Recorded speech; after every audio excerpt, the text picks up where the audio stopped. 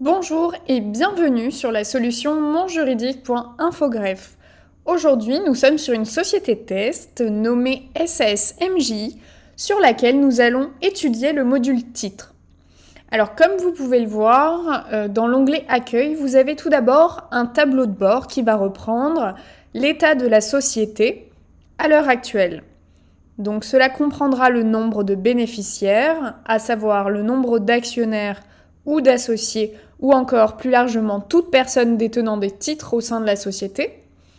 Ensuite, le nombre de titres distribués, donc qui confond à la fois les actions, les obligations ou tout autre type de titre. Et enfin, le capital social. Vous pouvez voir sur ce tableau de bord une table de capitalisation qui reprend le nombre de titres détenus en numéraire et en pourcentage, ainsi que le fully diluted, à savoir quel serait le capital social si tous les titres de la société étaient exercés. Donc vous pouvez filtrer cette table de capitalisation par associé, mais également par catégorie de titres et encore par rôle. Les rôles correspondent aux catégories dans lesquelles vous choisissez de classer vos bénéficiaires. Vous pouvez exporter cette table de capitalisation à la date d'aujourd'hui, mais également à une date antérieure ou ultérieure. Sur le tableau de bord est également présent un graphique de répartition du capital et un graphique de répartition des actifs. Une fois que votre société est créée, à la création, ce tableau de bord sera vide. C'est pourquoi il vous faudra aller dans Gestion, Personnes et cliquer sur Nouveau pour rentrer les actionnaires, représentants et employés de la société.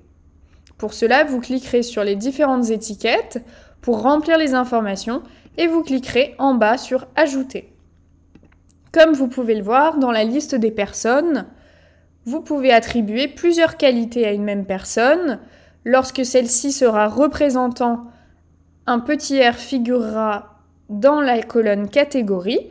Lorsqu'elle détiendra des titres, elle sera classifiée comme bénéficiaire avec un petit b. Et lorsqu'elle sera employée, un E figurera à côté de son nom-prénom. Si, au cours de la vie sociale, une personne acquiert une autre qualité, dans ce cas-là, vous pourrez cliquer sur la personne en question et sur la case grisée qui correspond à la qualité à lui attribuer. Donc par exemple, pour un employé, il faudra cliquer sur Contrat de travail. Pour un représentant, vous cliquerez sur Représentant. Ou pour attribuer une qualité d'actionnaire ou d'associé, vous cliquerez sur Compte titre. Les bénéficiaires peuvent être classés dans des groupes, autrement appelés rôles ou catégories. Vous pouvez en créer autant que souhaité et vous pourrez derrière aller dans Gestion personnes sur les bénéficiaires pour modifier le groupe auquel ils appartiennent.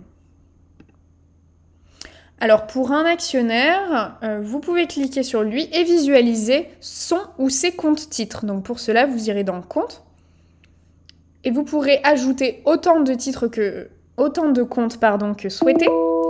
Ainsi, vous pourrez par exemple créer un compte par catégorie de titres ou encore un compte numéro 1 et un compte 1 bis pour les titres nantis ou démembrés. Si le libellé du compte ne vous convient pas, vous pourrez cliquer sur les 3 petits points et éditer le compte pour modifier son libellé. Vous pourrez également télécharger un export du compte au format PDF ou CSV.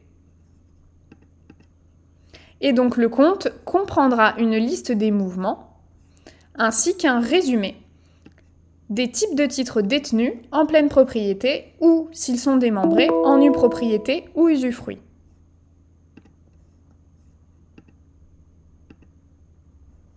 Donc une fois que vous aurez créé votre société et les actionnaires figurant sur la société, vous irez dans Titres, Catégorie de titres, et vous pourrez créer toutes les catégories de titres présentes sur la société en les nommant, en renseignant un prix nominal par titre, et surtout en les catégorisant comme actions, parts sociales, bons, obligations convertibles, obligations simples ou titres participatifs. Pour les bons, une option supplémentaire existe. Vous pouvez, en cliquant sur Afficher plus d'options, définir une période de vesting. Une fois vos catégories de titres créées, vous irez dans Titres, Nouveaux mouvements, et ici vous pouvez réaliser une panoplie de mouvements de titres sur l'application. Donc vous aurez les créations de titres, donc souscription à la constitution et émission de titres, les transferts de titres qui comprennent les cessions, les démembrements, les nantissements, les apports ou les donations, les modifications de capital par l'augmentation ou la réduction du nombre de titres ou le changement du prix nominal. Exercer un titre concernera uniquement les bons. Pour des bons émis préalablement, vous pourrez exercer ces bons afin qu'ils soient transformés, par exemple, en actions. Convertir comprendra les obligations convertibles en actions classiquement, mais également tout titre qui doit être converti en un autre type de titre. Par exemple, des actions ordinaires qui doivent être converties en ADPA, ADPB, ADPC et autres. Enfin, le mouvement de transformation concerne le changement de forme sociale. Ainsi, des parts sociales pourront par exemple être transformées en actions ordinaires dans leur totalité. Une fois que vous aurez réalisé un mouvement de titre, vous pourrez consulter l'historique de vos mouvements de titre. Sur l'historique, vous pouvez distinguer des mouvements identifiés par un cadenas vert fermé et d'autres par un cadenas rouge ouvert. Les cadenas verts fermés signifient que vous avez ancré le mouvement de titre en blockchain et qu'à ce stade, il n'est plus modifiable.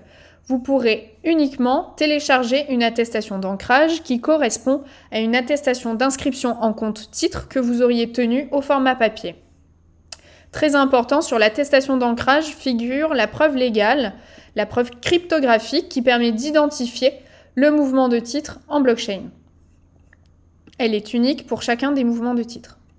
Sur un mouvement de titre qui n'est pas ancré en blockchain, donc qui est identifié par un cadenas rouge ou vert, vous pourrez à ce stade encore le modifier ou le supprimer ou bien l'ancrer. Pour ancrer, cliquez sur Ancrer, saisissez le nom de la personne qui ancre et confirmez. Cela peut prendre quelques secondes afin d'ancrer le mouvement.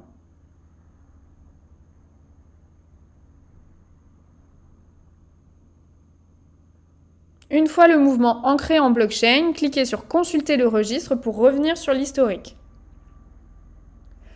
L'historique de titre peut être filtré par type de titre, par période, mais également compte titulaire ou bénéficiaire, et encore par statut. Vous pourrez ainsi visualiser les mouvements de titre ancrés, non ancrés, ou bien ceux que vous avez supprimés mais que vous souhaitez tout de même consulter.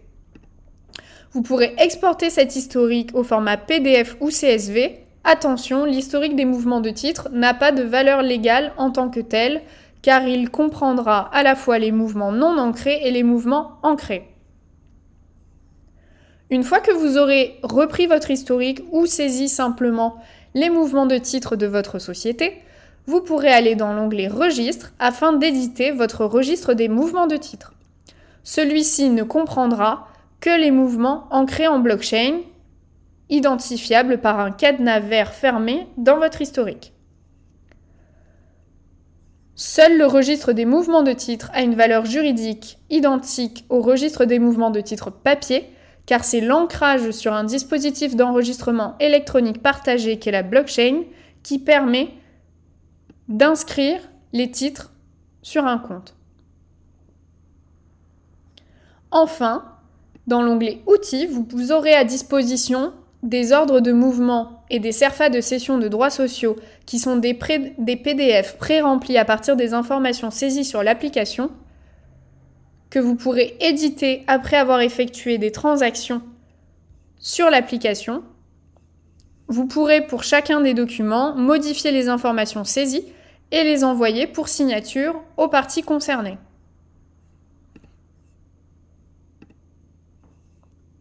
Comme vous pouvez le voir, vous pourrez remplir, par exemple, la base taxable.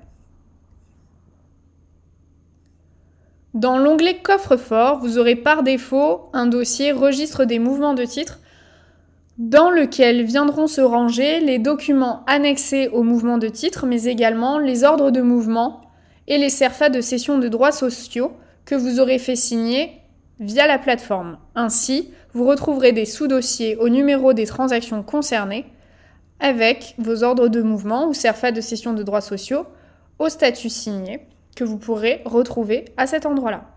Nous en avons fini avec le module titre. Nous espérons que cette vidéo vous aura grandement aidé dans l'élaboration de vos mouvements de titre sur l'application. N'hésitez pas à nous contacter par notre chat qui se trouve en bas à droite. Nous sommes disponibles et nous répondons de manière très réactive. Nous vous souhaitons une excellente journée sur monjuridique.infogreffe.